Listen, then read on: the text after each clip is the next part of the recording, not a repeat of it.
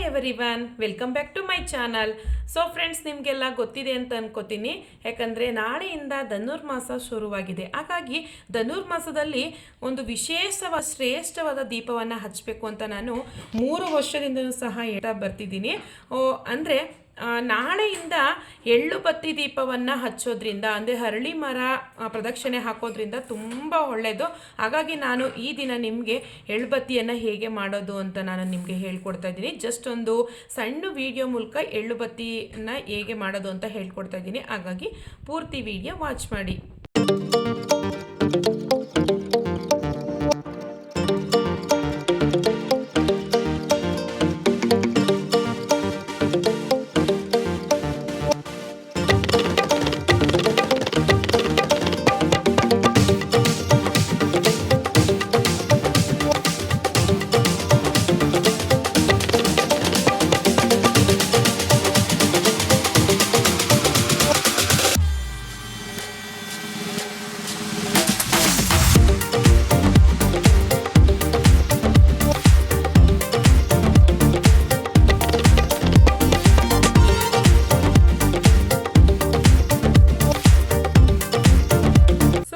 ನೋಡ್ತಾ ಇರ್ಬೋದು, ನಾನು ಈ ಥರದ್ದು 1.5 ಮೀಟ್ರಷ್ಟು ಬಟ್ಟೆ ತೊಗೊಂಡಿದ್ದೀನಿ. ಎಳ್ಬತ್ತಿ ಬಟ್ಟೆ ಅಂತಲೇ ಬರುತ್ತೆ.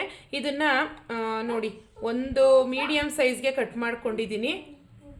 ಇಲ್ಲಿ ನೋಡ್ತಾ ಇರ್ಬೋದು, ನಾನು 9 ದಿನ ವ್ರತವನ್ನು ಮಾಡ್ತೀನಿ. 81 ಪೀಸ್ನ ಆಲ್ರೆಡಿ ಕಟ್ ಮಾಡಿ ಇಟ್ಕೊಂಡಿರ್ತೀನಿ. ಯಾಕಂದರೆ ಡೈಲಿ ಕಟ್ ಮಾಡಿಕೊಂಡು ಮಾಡೋದಕ್ಕಿಂತ ಒಂದು ದಿನ ಈ ರೀತಿ ಒಂದು ಎಣ್ಣೆ ಒಳಗಡೆ ನೆನೆಸಿಟ್ಕೊಬಿಟ್ರೆ ದಿನ ನಾವು ತೊಗೊಂಡೋಗಿ ದೀಪ ಹಚ್ಚೋದಕ್ಕೆ ಈಸಿ ಆಗುತ್ತೆ. 1 ತಿಂಗಳು ಪೂರ್ತಿನೂ ಸಹ ಮಾಡ್ಬೋದು.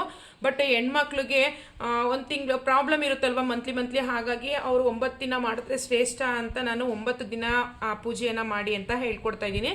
ನೀವು ಇಲ್ಲಿ ನೋಡ್ತಾ ಇರ್ಬೋದು, ಎಳ್ಬತ್ತಿ ಹಚ್ಚಬೇಕಾದ್ರೆ 5 ಥರದ ಎಣ್ಣೆಯನ್ನು ಮಿಕ್ಸ್ ಮಾಡಿ ದೀಪವನ್ನು ಹಚ್ಚಬೇಕು ಅಂತ ಹೇಳ್ತಾರೆ.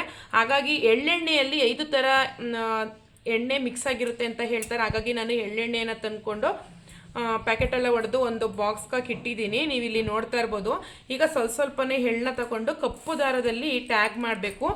ಸೊ ಹಾಗಾಗಿ ನಾನು ಈಗ ಟ್ಯಾಗ್ ಮಾಡ್ತೀನಿ. ನಾವು ದೀಪ ಹಚ್ಚಿದ ತಕ್ಷಣವೇ ನೀಟಾಗಿ ಅದು ಹತ್ಕೋಬೇಕು. ಹಾಗಾಗಿ ನೀಟಾಗಿ ಎಲ್ಲ ಟ್ಯಾಗ್ ಮಾಡಿ ಎಳ್ಳು ಹೊರಗಡೆ ಬರಬಾರ್ದು. ಹೂ ಕಟ್ತೀವಲ್ಲ, ಈ ರೀತಿ ಟ್ಯಾಗ್ ಮಾಡಿ ಕಟ್ ಮಾಡಿ ಈ ರೀತಿ ಎಣ್ಣೆ ಒಳಗಡೆಗೆ ಹಾಕೋಬೇಕು. ಎಲ್ಲನೂ ಎಷ್ಟಾಗುತ್ತೆ ಅಷ್ಟು ಹಾಕೊಳ್ಳಿ. ಪೂರ್ತಿ ಏನು ಮಾಡಬೇಕು ಅನ್ನೋದೇನಿಲ್ಲ. ಫ್ರೀ ಇದ್ದಾಗ ನಾವು ಈ ರೀತಿ ಮಾಡ್ಕೋಬೇಕು. ಸ್ವಲ್ಪನೇ ಎಳ್ಳು ಹಾಕೊಳ್ಳಿ. 9 ಹಚ್ಬೇಕಲ್ವ, ಅದು ಜಾಸ್ತಿ ಕಾಣಿಸುತ್ತೆ. ಹಾಗಾಗಿ ಸಣ್ಣದೇ ಎಳ್ಬತ್ತಿ ಮಾಡ್ಕೊಳ್ಳಿ. ಕೆಲವೊಬ್ರು ಹೇಳ್ತಾರೆ ಇದನ್ನೆಲ್ಲ ಮಾಡ್ಕೊಂಡು ಕೂತ್ಕೊಳ್ಳೋರು ಯಾರು, ಅಂಗಡಿಯಿಂದ ತರೋಣ ಅಂತ ಹೇಳ್ತಾರೆ. ಆದರೆ ಇನ್ನೊಂದು ಶ್ರೇಷ್ಠತೆ ಏನು ಗೊತ್ತಾ ಫ್ರೆಂಡ್ಸ್, ಎಳ್ಳಲ್ಲಿ ಮಣ್ಣು ಮತ್ತು ಕಲ್ಲು ಕಡ್ಡಿಗಳು ಯಾವುದೇ ರೀತಿ ಇರಬಾರ್ದು. ಅದು ಎಳ್ಳಲ್ಲಿ ಒಂದು ಕಡ್ಡಿನೂ ಕೂಡ ಇರಬಾರ್ದು. ಆ ರೀತಿ ಸ್ವಚ್ಛ ಮಾಡಿ ಎಳ್ಬತ್ತಿನ ಹಚ್ಚಿರಲ್ಲ, ರೆಡಿ ಇರುತ್ತಲ್ಲ, ಆ ಥರದನ್ನ ಅವರು ಇಟ್ಕೊಂಡಿರಲ್ಲ ಎಳ್ಬತ್ತಿ ಮಾಡಿ. ಹಾಗಾಗಿ ಅಂಗಡಿಗಳಲ್ಲಿ ನಾವು ತರ್ತೀವಲ್ವ ಎಳ್ಬತ್ತಿನ, ಅದರಲ್ಲಿ ಕಲ್ಲು ಕಡ್ಡಿ ಎಲ್ಲ ಇರುತ್ತೆ. ಆ್ಯಕ್ಚುಲಿ ನಾವು ಸ್ವಚ್ಛ ಮಾಡಿ ಅದನ್ನು ಕಟ್ಟಿದ್ರೆ ತುಂಬ ಶ್ರೇಷ್ಠ. ಹಾಗಾಗಿ ನಮ್ಮ ಪೂಜಾ ಫಲ, ನಾವು ಮಾಡಿದಂತಹ ಪೂಜೆಯ ಫಲ ಸಂಪೂರ್ಣವಾಗಿ ಸಿಗಬೇಕು ಅಂದರೆ ಎಳ್ಳಲ್ಲಿ ಕಸ ಕಡ್ಡಿ ಏನು ಇರಬಾರ್ದು. ಹಾಗಾಗಿ ಸ್ವಲ್ಪ ಎಳ್ಳು ತಂದು ನೀವೇ ಒಂದಷ್ಟೊತ್ತು ಕೂತ್ಕೊಂಡು ಕ್ಲೀನ್ ಮಾಡಿಕೊಂಡು ಎಳ್ಬತ್ತಿ ಹಚ್ಚಿದ್ರೆ, ದೇವರ ಸ್ಮರಣೆ ಮಾಡ್ಕೊಂಡು ಹಚ್ಚಿದ್ರೆ ತುಂಬಾ ಒಳ್ಳೆಯದು ಅಂತ ಹೇಳ್ತಾರೆ. ಹಾಗಾಗಿ ನಾನು ನಾಳೆಯಿಂದ ಶುರು ಮಾಡ್ತಾಯಿದ್ದೀನಿ ಎಳ್ಬತ್ತಿ ಹಚ್ಚೋದನ್ನ, ಅಂದರೆ ಧನುರ್ಮಾಸ ಪೂಜೆಯನ್ನು. ಇದು ಕೆಲವೊಬ್ಬರಿಗೆ ಯೂಸ್ ಆಗ್ಬೋದೇನೋ ಅಂತ ಹೇಳ್ತಾ ನಾನು ಎಳ್ಬತ್ತಿಯನ್ನು ಹೇಗೆ ಮಾಡೋದು ಅಂತ ಹೇಳ್ಕೊಡ್ತಾ ಇದ್ದೀನಿ. ಸೊ ನೋಡಿ, ಸ್ವಲ್ಪನೇ ಎಳ್ಳನ್ನ ಹಾಕೋತಾ ಇದ್ದೀನಿ. ಜಾಸ್ತಿನೂ ಕೂಡ ಹಾಕೋದಕ್ಕೆ ಹೋಗಬೇಡಿ. ಎಣ್ಣೆಯಲ್ಲಿ ಚೆನ್ನಾಗಿ ನೆಂದರೆ ದೀಪ ಚೆನ್ನಾಗಿ ಉರಿಯುತ್ತೆ. ಹಾಗಾಗಿ ನಾನು ಹಿಂದಿನ ದಿನವೇ ಎಲ್ಲ ರೆಡಿ ಮಾಡ್ಕೋತಾ ಇದ್ದೀನಿ. ಆದಷ್ಟು ಮನೆಯಲ್ಲಿ ಎಳ್ಳನ್ನ ತಂದು ರೆಡಿ ಮಾಡ್ಕೊಳ್ಳೋದಕ್ಕೆ ಟ್ರೈ ಮಾಡಿ.